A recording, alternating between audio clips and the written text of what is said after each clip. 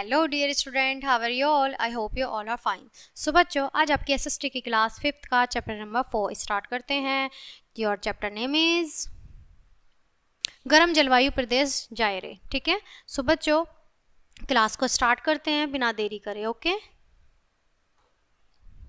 विश्व के सभी भागों में समान जलवायु वनस्पति अन्य प्राकृतिक साधन नहीं मिलते। दूर स्थित होने के कारण यह अंतर दिखाई देता है कि कुछ ऐसे प्रदेश हैं जो एक दूसरे से बहुत दूर स्थित होते हुए भी अपनी प्राकृतिक रचना, जलवायु, वनस्पति, जीव जंतु तथा निवासियों के रहन सहन आदि में बहुत कुछ समान है। जिन प्रदेशों की जलवायु आर्द्र और गर्म होती है उन्हें विषुवतीय रेखाएं प्रदेश कहते हैं। ऐसा ही एक प्रदेश जायरे दक्षिणी अफ्रीका महाद्वीपों में स्थित है। स्थिति एवं विस्तार। बच्चों जानेंगे स्थिति एवं विस्तार। ठीक है,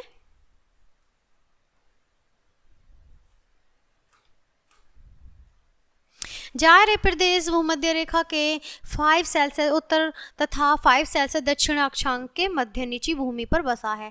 यह अफ्रीका के पश्चिम तट पर स्थित है। यहाँ विषुवत रेखा, भूमध्य रेखा इसके मध्य से गुजरती है। जलवायु बात करेंगे बच्चों जलवायु की। ठीक है, जायरे में पूरे साल सूर्य की किरणें लगभग लंबवत पड़ती हैं, जिससे वर्ष भर तापमान ऊंचा रहता है।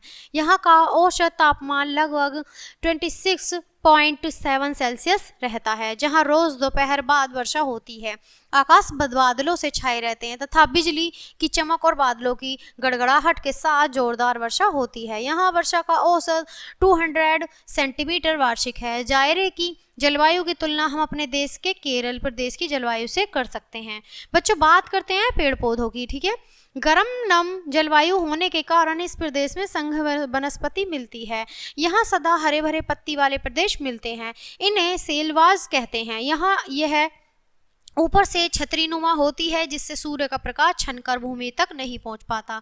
ठीक है, यहाँ विभिन्न प्रकार के वृक्ष पाए जाते हैं। क्योंकि यहाँ के सभी वृक्ष एक साथ अपनी पत्तियां नहीं गिराते, इसलिए वनों में सदा हरियाली बनी रहती है बच्चों। ठीक है, यहाँ के वनों में मोहगनी, सीवर, बलसम, आवूनुसुन, गटापार्च, रबर, तार, चंदन, सिकोना, एवोनी, ठीक है, एवोनी और आउनस,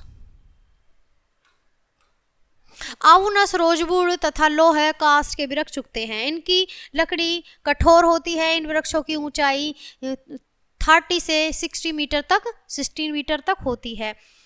वृक्षों पर बेल फैली रहती है। एक वर्ग गज में लगभग 100 पौधे होते हैं। जीव जंतु। जायरे को संसार का प्राकृतिक चिड़ियाघर कहा जाता है। यहाँ वन और नदियों में जहरीली जीव जंतु जैसे कीड़े मकोड़े, बिच्छू, सांप, कान खजूरे, छिपकलियां आदि पाए जाते हैं। इन वनों में खतरनाक पशु जैसे चीता, शेर, जगुआर, हाथी, रीछ, तेंदुए, लकड़बग्गे आदि पाए जाते हैं। इसके अतिरिक्त शाकाहारी पशुओं में दरिया घोड़े, गैंडे, ऊंट, जिराफ, जंगली भैंसे, हिरन, नीलगाय तथा जेबरा आदि भी बड़ी संख्या में इस प्रदेश के जंगलों में विचरण करते हैं।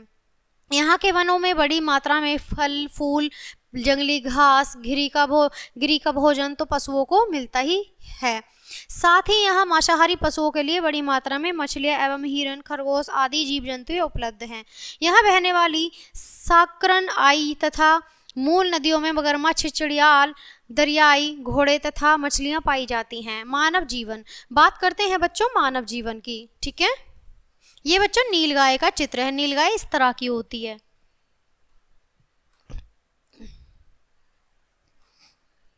बात करते हैं बच्चों मानव जीवन की। यहाँ के लोगों की सभ्यता का स्तर निम्नलिखित है। ये लोग अति पिछड़े विकास के कोसों दूर तथा परंपरागत व्यवसायों में लगे हुए हैं।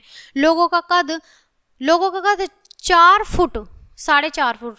ठीक है, लगभग रंग पीला, बाल घुंघराले तथा शरीर की त्वचा खुरदरी होती है। यहाँ के निवासी अर्धनग्न, अधभूखे और रोगग्रस्त जीवन व्यतीत करते हैं। यहाँ के पिग्मी जाति घने जंगलों में निवास करती है। यहाँ के आखेट पर जीवन व्यतीत करती हैं। ये लोग मांस, कंदमूल, फल, केले, मछली आदि का सेवन करते हैं। ये अच्छे शिकारी एवं निशानेबाज होते हैं। शरीर पर बहुत ही कम वस्त्र धारण करते हैं। अधिकांश आबादी गांवों में निवास करती है। इनके घर बांस व ताड़ के पत्ते के बने होते हैं।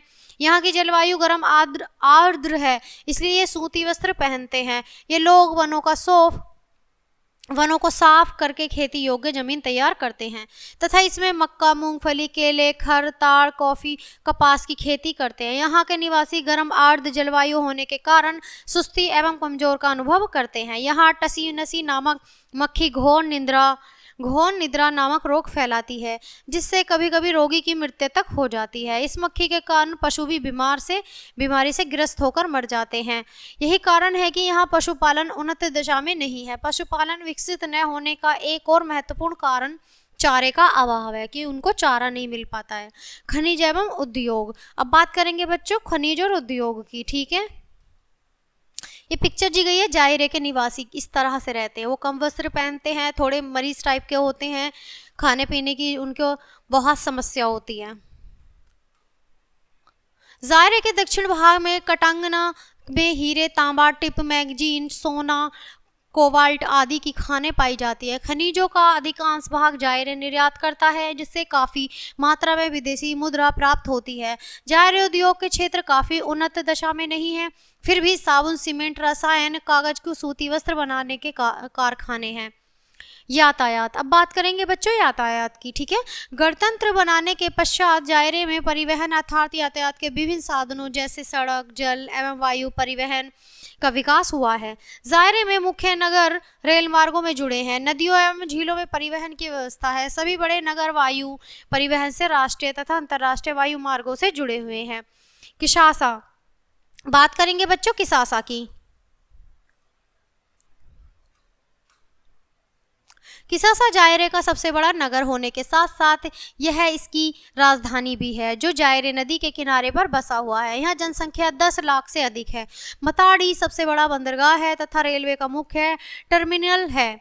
शिक्षा, बात करेंगे बच्चों शिक्षा के बारे में। ठीक है, स्वतंत्रता के पश्चात जायरे में शिक्षा का काफ़ी विकास हुआ है। जगह जगह आधुनिक पद्धति के स्कूल व कॉलेज खुल गए हैं तथा जायरे के निवासी शिक्षा के क्षेत्र में अन्य अफ्रीकी देशों के मुकाबले अच्छी दशा में है। यहाँ कुछ तकनीकी व व्यावसायिक शिक्षण केंद्र भी शुरू किए गए हैं। सो बच्चों यहाँ पे किशांगा नगर की ये एक पिक्चर है और जल परिवहन की। ठीक है, इसे अच्छे से देखेंगे। सो बच्चों your chapter is close now. मिलते हैं आपसे नेक्स्ट चैप्टर नेक्स्ट वीडियो में मिलते हैं। ठीक है, तब तक के लिए bye bye and thanks for watching.